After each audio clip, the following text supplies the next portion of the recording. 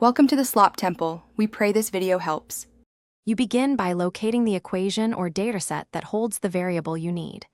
Write down known values and constraints so you can reference them quickly. Once done, pick a method that fits the problem.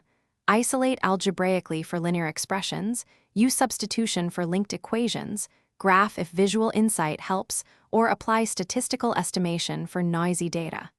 Make sure to note units and any assumptions. This prevents mistakes later and keeps your solution path clear from the first step. Now you execute the chosen method with care. If isolating, perform inverse operations one at a time and simplify after each step so you don't lose track. Once you use substitution or elimination for systems, verify each intermediate value immediately to catch algebra slips. If working from data, fit the appropriate model, compute coefficients, and inspect residuals to ensure the variable estimate is stable. Along the way, annotate why each transformation is valid so you can justify the result. Finish by validating the value you found.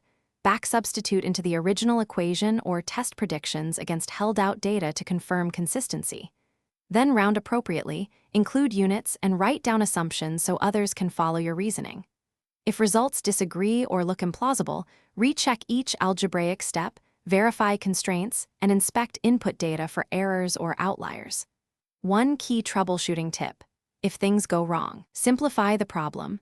Solve a special case numerically to isolate where the error. Thanks for watching. Consider subscribing if we helped you.